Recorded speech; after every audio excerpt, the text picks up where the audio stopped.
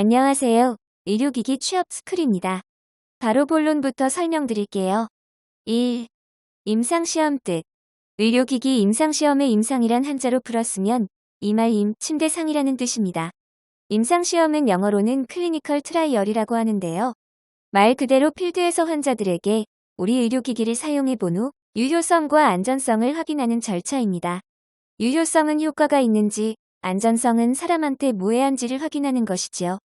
참고로 간혹 임상실험이라고 말하시는 분들도 있는데 실험과 시험은 차이가 있어요. 결과의 차이라고 생각하시면 되는데요.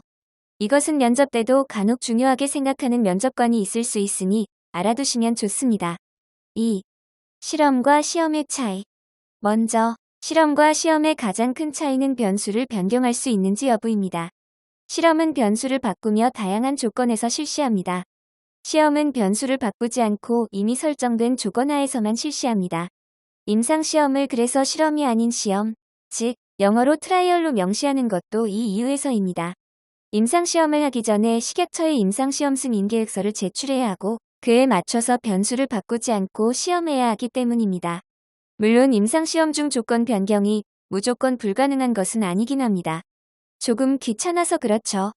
아무튼 그래서 보통 의약품이나 의료기기 회사에서 쓰는 용어들은 실험보다는 시험이라고들 많이 사용하는 편입니다. 품질시험, QC시험 등 역시 모두 시험이라고 지칭합니다. 이미 정해진 조건이 있고 그 안에서 시험하게 되니까요. 3. 의약품 임상시험의 프로세스. 의료기기 쪽에서 임상시험을 수행하시는 경우에는 의약품 프로세스랑은 좀 차이가 있습니다. 그래도 면접관들 중에는 의약품 임상 개념을 의료기기에 섞어 쓰는 분들도 많으니 의약품 쪽부터 좀 더 설명을 드려볼게요. 의약품 임상은 보통 전임상, 페이지 1, 2, 3, 즉 1상, 2상, 3상 등으로 나뉩니다.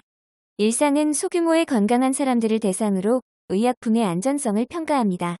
2상은 의약품 안전성과 더불어 효능이 있는지를 평가합니다.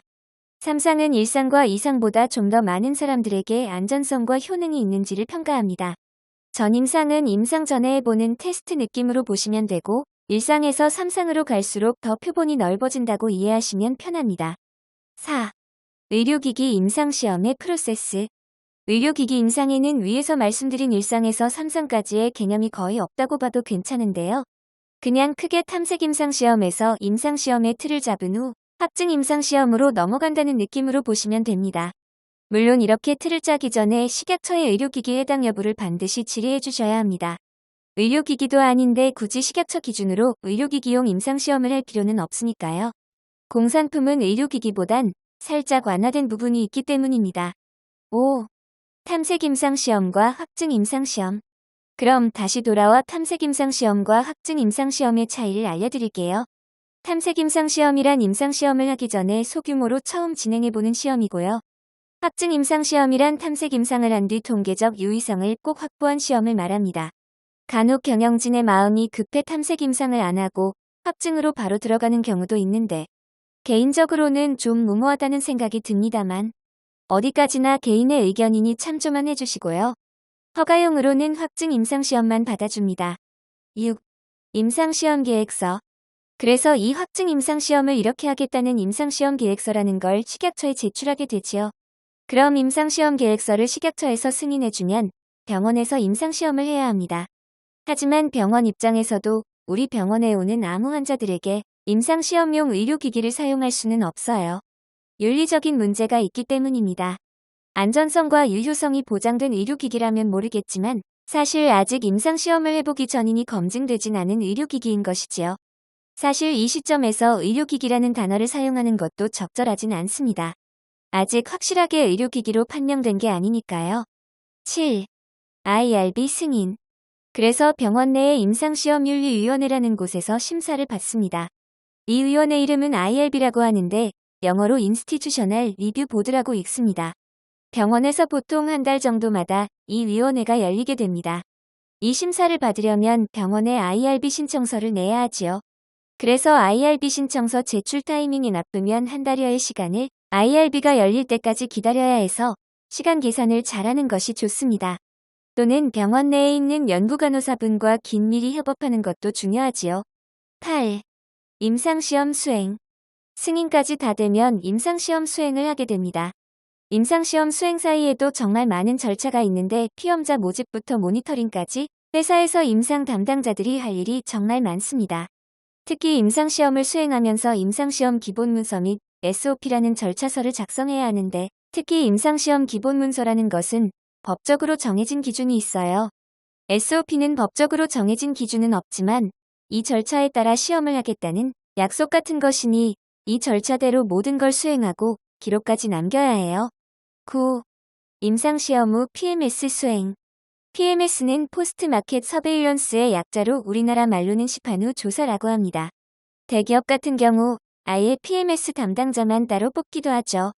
의약품의 경우는 약사들이 하기도 하고 의료기기는 RA 또는 QA와 AS 즉 애프터 서비스 팀이 하기도 합니다.